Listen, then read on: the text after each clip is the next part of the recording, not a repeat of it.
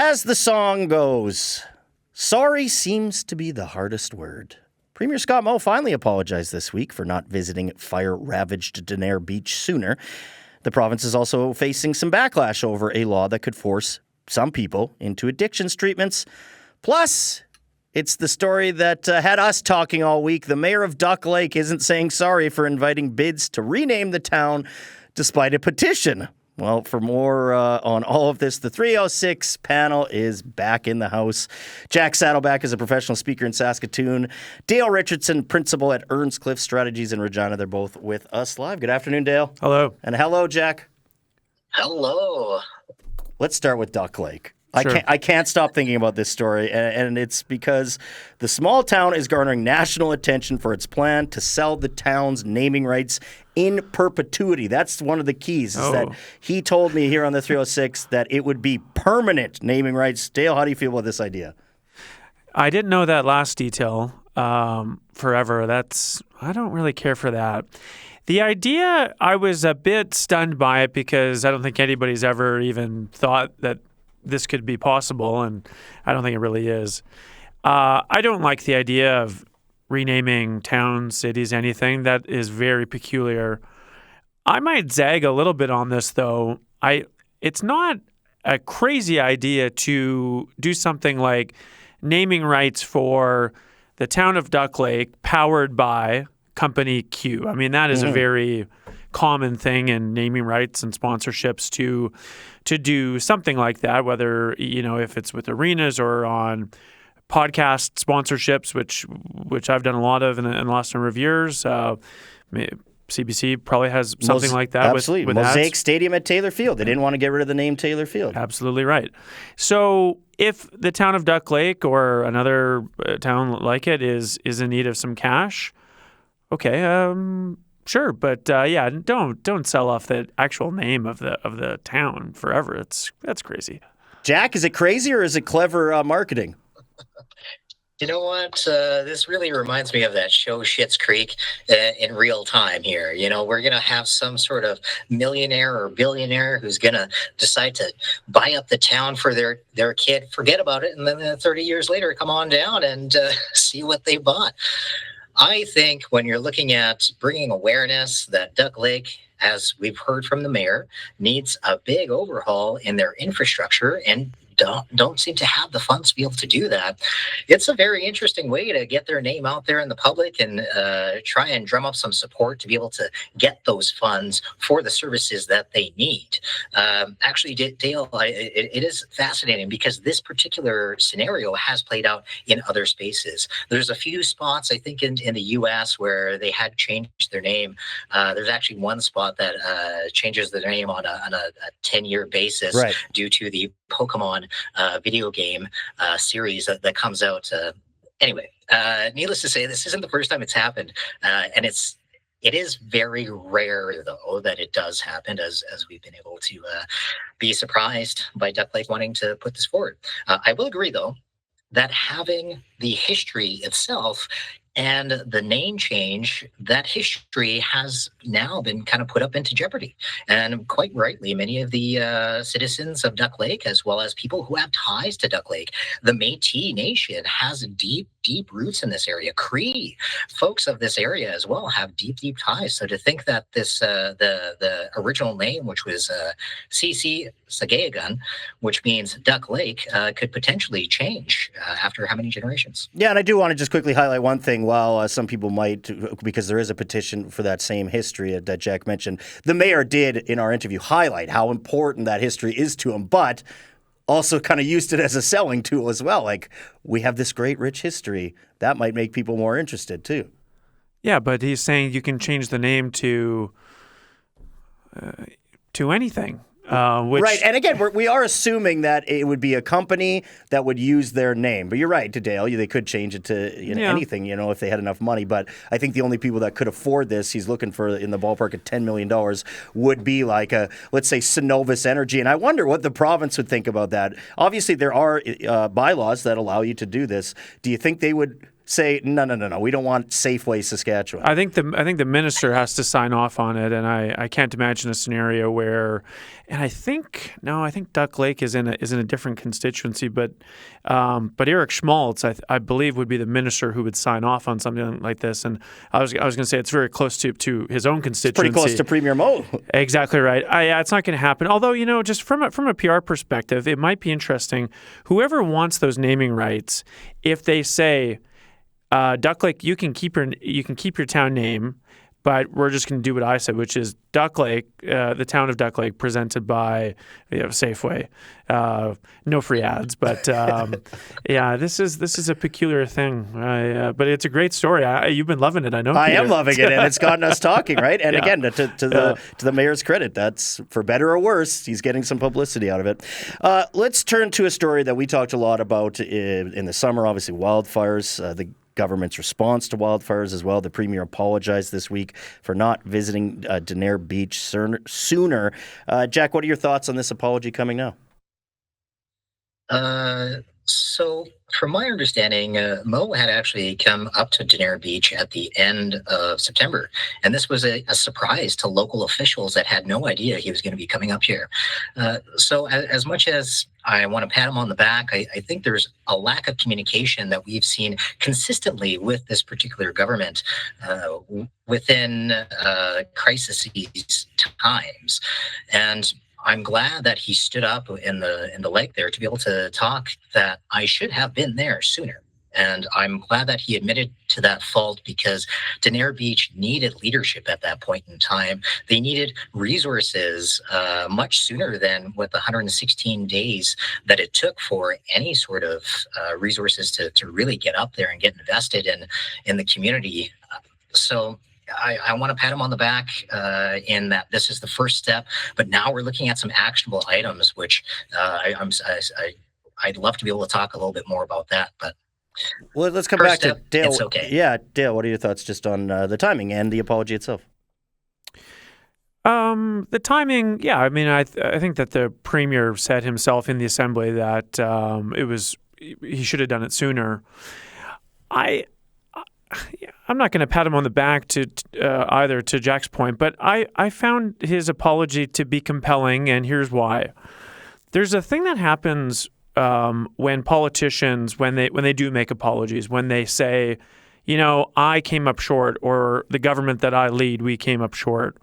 And there's something that happens with the public where they hear that and it's a positive thing, which is counterintuitive to how we think about politics typically, where if a government or a politician messes up, the public should be angry at them. They say, shame on you, we're going to vote you out next election. But oftentimes when somebody like the premier stands up, as he did on Monday, and says, I was wrong, we came up short, I should have gone up there sooner, I should have been there for the people up there, it takes the edge off of things, and it shows people in the public that, this guy's human too. We invest a lot of power in his job, but at the end of the day, he's just a guy who makes mistakes from time to time.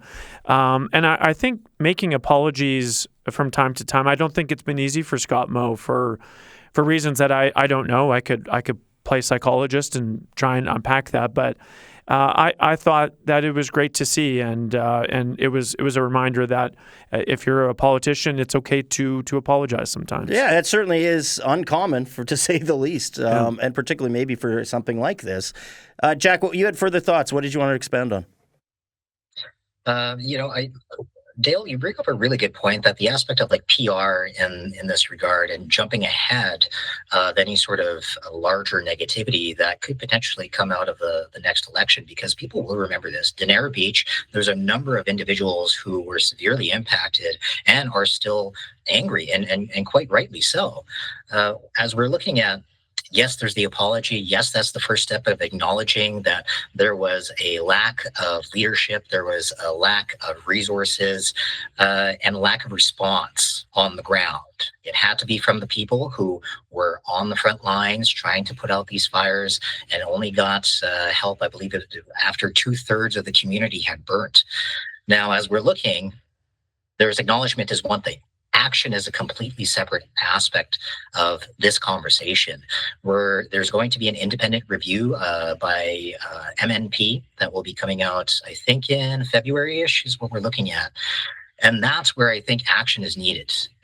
Denare Beach residents, I certainly hope that as the review takes place, that they're able to hold the province accountable. And in actuality, all northern communities that have been affected by the lack of leadership and lack of resources and lack of direction, I want to say. Like, we didn't really have a really good response this past year. And that needs to be rectified, because this is going to be an ongoing situation year after year with climate change. We're all very happy that the ledge is back, because it gives us a lot more to talk about, including what we just learned today, that there won't be a public inquiry, but there will be that independent review. One of the big priorities that came out from the throne speech last week was obviously plans to deal with addictions. Major thing in our province, every community. We just talked to the Prince Albert mayor about addictions issues there. And the plan is to bring in involuntary treatment for addictions. Let's call it what it is, forcing people to go to rehab. The health minister does point out that it would involve, quote, a very, very small subset of the population and would apply to people who pose harm to themselves or others. But many addictions experts are still opposed to this. Dale, what are your thoughts on this being one of the things that was included in the throne speech? Well, I don't think anybody wants to do this, to the minister's point. But I think it's a reflection of, unfortunately, of where things are at in this province. And Peter, you mentioned it's a problem that every province is facing, and not just the biggest cities in Canada, but smaller ones as well. Absolutely. It's impossible to walk downtown Regina, downtown Saskatoon, downtown Moose Jaw. We talked on a recent show about that, and not see the drug crisis that is killing people in our cities. And so I don't think that the government wanted to do this, but I think it's a result of where we are at in this moment.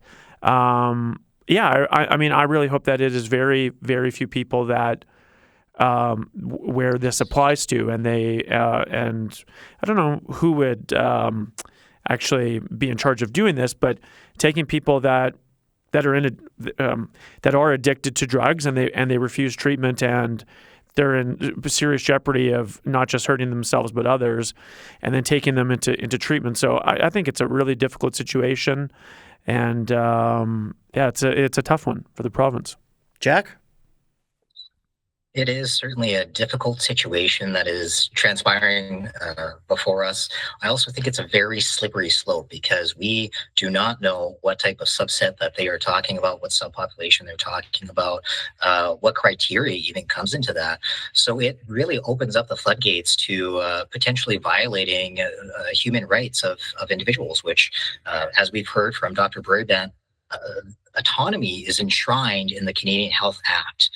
And when you're looking at the central tenets of ethics in medicine, it is patient autonomy. So if an individual is involuntarily taken into these addiction treatment centers, it really sets off a lot of red flags for myself, because this is quasi-incarceration, if I may look at it from that particular perspective. Now, at the same time, we have some challenges. We're looking at funding challenges for functioning voluntary addiction treatment beds. Have we looked at that? Has the province really started to invest in those aspects? But what we've heard from the minister is that they have, quote unquote, several physicians who support involuntary addiction treatment. I don't know these physicians. They haven't really said anything about who they are.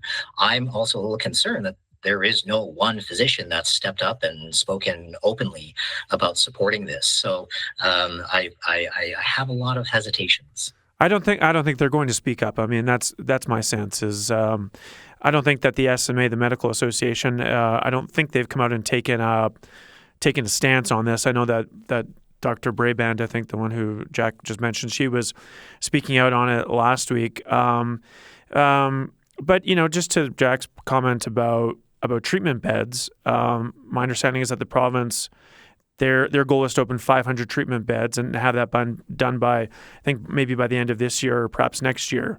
So, I think that the province is trying to do everything they can to get people into recovery, whether that is by their own choice, which is obviously the best option, or if it is absolutely necessary, and again, hopefully it is a very small number of people that this applies to, then get those people who, if they refuse treatment, then get them into treatment. It's not, the goal is to not have people left on the streets to die.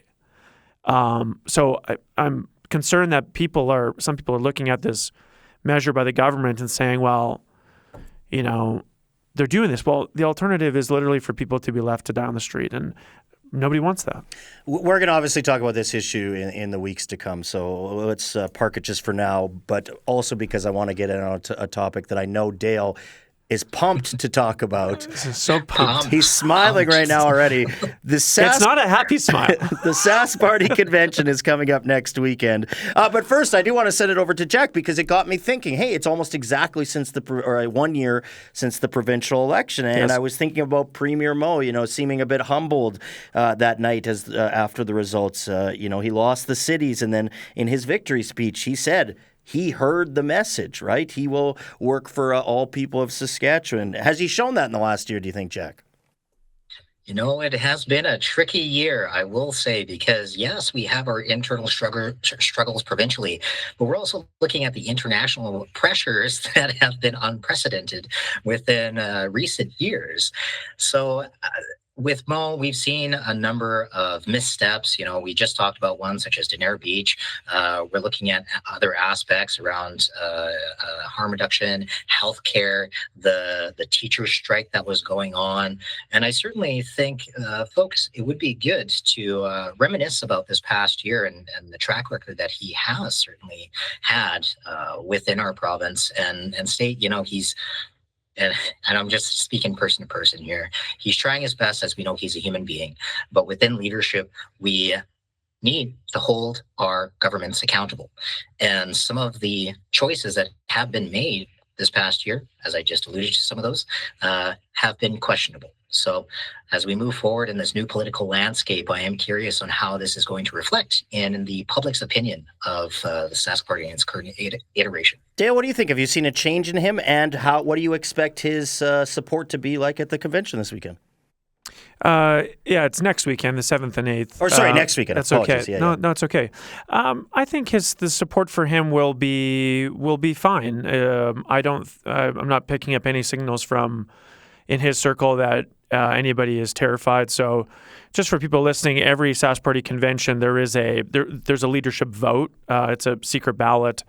And, typically Brad Wall and Scott Moe in the past, they've gotten, 90% plus every time. So Carla Beck, I think, got 87% last month. Correct. Or this month at their convention. It's been a weird year in the Sask Party, if I'm honest, Peter. I think a lot of that is coming from last election, last fall.